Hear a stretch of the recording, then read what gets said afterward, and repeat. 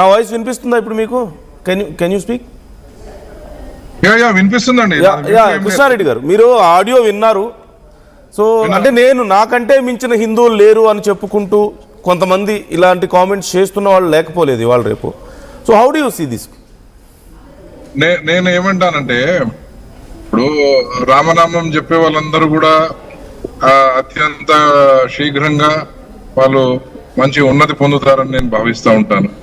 అట్లాగే హిందువుగా ప్రూవ్ చేసుకోవాలంటే రావణుడు కూడా, రావణ బ్రహ్మ కూడా హిందువే. రావణుడు కూడా పూజలు చేస్తుండే. అట్లాగే శ్రీరాముని మాటలు ఇప్పుడు శ్రీరాముడు కూడా చెప్తే శ్రీరాముడి మాటలు కూడా నచ్చలేదు కొందరికి. శూర్పణఖకు నచ్చలేదు, లేకపోతే ఇంకొకరికి రావణుడికి నచ్చలేదు, లేకపోతే వాళ్ళకి నచ్చలేదు. అట్లాగే అనసూయ అంటున్నారు కదా, నా మాటలు కొందరికి నచ్చకపోవచ్చు అంటే శ్రీరాముని మాటలు నచ్చలేదు. నీకు శ్రీరాముని మాట నాకు తెలియదు కదా. నీకు శ్రీరాముని బాటలో మేము అందరం కూడా ప్రయాణిస్తున్నాం. జై శ్రీరామ్ అనే నినాదంతో కూడా ప్రపంచంలో ఎక్కడ కూడా దాడులు జరగలేదు. మీకు మీ నోటీస్ లోకి తీసుకొద్దాం అనుకుంటున్నాను, భారతదేశంలో కానీ ఇంకేది ఎక్కడైనా సరే. కానీ అల్లాహు అక్బర్ అంటూ మాత్రం దాడులు చేశారు, చంపారు, బాంబ్ బ్లాస్టులు చేశారు, సూసైడ్ బాంబులు చేసుకున్నారు, అన్ని చేసుకున్నారు. జై శ్రీరామ్ అంటూ ఇక్కడ కూడా పొడలేదండి, ఎవరి మీద దాడులు చేయలేదండి. ఈ విషయాన్ని అనసూయ గారి దృష్టికి తీసుకెళ్లాల్సిందిగా ఆర్టీవీ యాజమాన్యాన్ని, నా మిత్రులను, తోటి ప్యానలిస్టులను కూడా కోరుతా ఉన్నాను. ఇంకా విషయానికి వస్తే, ఎవరెవరికి ప్రచారం అవసరం ఉంటుందో, ఎవరెవరి కెరీర్ అటర్ ఫ్లాప్ అయి ఉంటుందో వాళ్ళందరూ కూడా హిందూ దేవీ దేవతలను కానీ, హిందూ సంప్రదాయాలను హేళన చేయడం కానీ, దూషించడం కానీ ఇది పరిపాటిగా మారిపోయింది. వాళ్ళు 4 రోజులు 10 రోజులు ట్రెండింగ్ లో ఉంటారు, వార్తలలోకి వస్తారు, వాళ్ళందరినీ కూడా ఇది చేస్తారు, చివరికి వరకు ఒకసారి చెప్తారు. కాకపోతే ఈ లోపల వాళ్ళకి రావాల్సినంత హైప్ వస్తుంది, ఆ ₹1 పెట్టినారు అన్నటువంటి ప్రచారం వస్తుంది, వాళ్ళందరూ మళ్ళీ కూడా లైమ్ లైట్ లోకి వస్తారు. ఇది వీళ్ళు ఎంచుకున్నటువంటి చాలా చీప్ ట్రిక్ అన్నమాట. మనం చేయాల్సింది ఏంటంటే దండం దశకున్న భవేద్ అని అంటారు అనమాట. అందుకే మనం ఒకసారి ఇట్లాంటి దండన కార్యక్రమాలు లేకపోవడం వల్ల ఇట్లాంటివి జరుగుతూ ఉన్నాయి. ఇంతకు ముందంటే కూడా మనంతా కూడా ప్రజాస్వామ్య పద్ధతుల్లో ఎవరైతే హిందూ దేవి దేవతలు అవమానించారో వాళ్ళందరినీ కూడా మేము జైలు వెనుకలు పంపించడం జరిగింది. నిన్న అంటే ఇప్పటికీ నేను ఈ రాముణ్ణి సీతను అవమానించినటువంటి వాడిని అనంతపూర్ లో జైలుకి పంపిస్తే వాడికి ఇంకా బెయిల్ దొరకలేదు. ఇట్లా దేవీ దేవతలను దూషించే వారు కానీ, హిందూ దేవుళ్ళను దూషిస్తూ హిందువుల మనోభావాలను దెబ్బతీస్తున్న వాళ్ళందరూ కూడా చట్ట ప్రకారమే మేము చేస్తా ఉన్నాం. ఇంతవరకు కూడా మేము ఏ రోజు కూడా ఇట్లాంటి జై శ్రీరామ్ నినాదంతో కానీ దాడి చేయలేదు, వాళ్ళకు దండంతో కూడా మేము చెప్పలేదు ఇంకా జవాబు. కానీ చెప్పే రోజు త్వరలో తీసుకొస్తున్నట్టుగా ఈ అనసూయ వ్యవహారం కనిపిస్తా ఉంది. అనసూయ గారు, మీ పేరులో అనసూయ ఉంది కానీ మీరు అత్యంత అసూయ పర్రాలని నేను భావిస్తా ఉన్నాను. మీకు కావాల్సింది ప్రచారమే, ప్రచార యావనే. మీకు నిజంగా మీరు శ్రీరాముని భక్తురాలు అయితే గనక, మీరు మీ బాబుకు హనుమంతుని పేరు పెట్టుకున్నారు కదా, ఆ హనుమంతుని దారిలోనే మీరు నడుస్తే గనక ఇటువంటి కార్యక్రమాలకు స్వస్తి చెప్పి మీరు ఆ రామనామాన్ని పలికి, ఏ విధంగా అయితే వాల్మీకి బందిపోటు దొంగ ఉండి ఒక మంచి వ్యాసకర్త అయినాడో, అట్లాగే మీరు కూడా మంచి కెరీర్ ని తెచ్చుకుంటారు, మంచి బుద్ధి తెచ్చుకుంటారు, మంచిగా మసలుకుంటారని భావిస్తా ఉన్నాను. కొంచెం సమయం లేదు మిత్రులారా, ఇదే నాది ఈ స్టేట్మెంట్ భావించాల్సిందిగా. Thank you for responding. మీరు ఎక్కడో బయట ఉన్నారు, బట్ స్టిల్ మాకు టైం ఇచ్చారు. Thank you so much for responding. Shekhar Basha గారు, అంటే దీంట్లో చాలా మంది ఒక్కొక్కరు ఒక్కో రకంగా అర్థం చేసుకుంటున్న వాళ్ళు ఉన్నారు. కొంతమంది just stay active in social media, recognition కోసం ఇదంతా చేస్తున్నారని చెప్పి అనుకునే వాళ్ళు ఉన్నారు. ఇంకొంతమంది ముసుగులో జస్ట్ నేను హిందువుని అని చెప్పుకుంటూనే ఆ ముసుగు వేసుకొని మళ్ళీ హిందువుల మీద దాడులు చేస్తున్నారు, వాళ్ళ మనోభావాలను దెబ్బతీస్తున్నారు అనుకునే వాళ్ళు ఉన్నారు.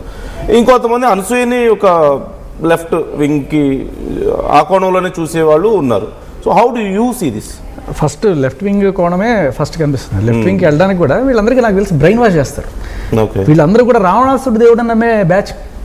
ప్రకాష్ రాజ్ కావచ్చు, మీరు గమనిస్తే ప్రకాష్ రాజు రాముడి మీద జోకులు వేయడము, తర్వాత రావణాసుడు అని పేరు పెట్టుకున్న రావణ్ ఎవరైతే సనాతన ధర్మాన్ని అత్యంత నీచంగా తను చూపించాడో అటువంటి వాడికి కొమ్ము కాసే బ్యాచ్ ఈ Prakash Raj and other batch.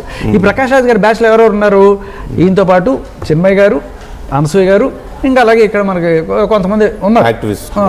So వీళ్ళందరూ కూడా వీళ్ళకి ఒక ఎజెండా ఉంటుంది, పైనుంచి వస్తుంది అనమాట. అది రాగానే ఏదైతే అది ఇప్పుడు నీట్ గురించి మాట్లాడాలని కానీ ఇది నీట్ అలాగే ఇప్పుడు జై శ్రీరామ్ గురించి మాట్లాడాలి అనగానే దాని గురించి మొదలెడతారు అనమాట. ఇప్పుడు ఇక్కడ సబ్జెక్ట్ ఎప్పుడు to be active social media వాళ్ళకి ప్రధాన శత్రువు బీజేపీ.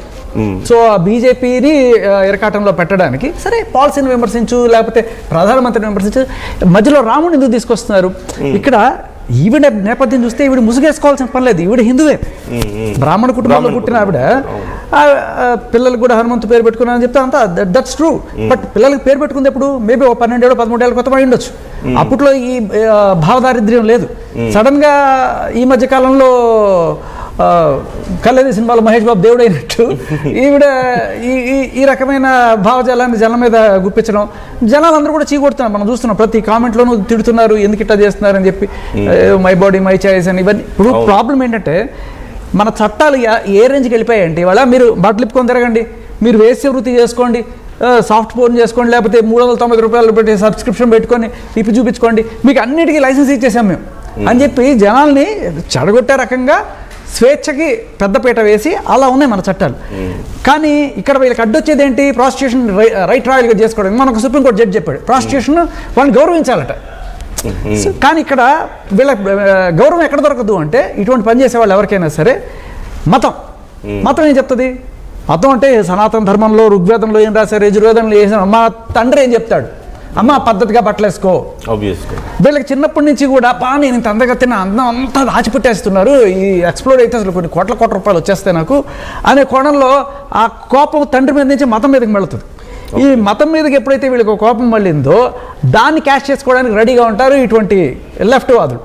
వీళ్ళు ఏం చేస్తారు? వీళ్ళకి ఫుల్గా బ్రెయిన్ వాష్ చేసేసి, చూడు నీ మతం నిన్ను తొక్కేస్తుంది, అసలు నీ అందం బయటకు వస్తే కోట్ల రూపాయలు వచ్చేస్తాయి, కాబట్టి ఈ మతం కరెక్ట్ కాదు అని చెప్పి. బట్ ఎప్పుడైనా సరే ఈ మతం వాళ్ళు నన్ను నా మీద దాడి చేస్తే ఎందుకు?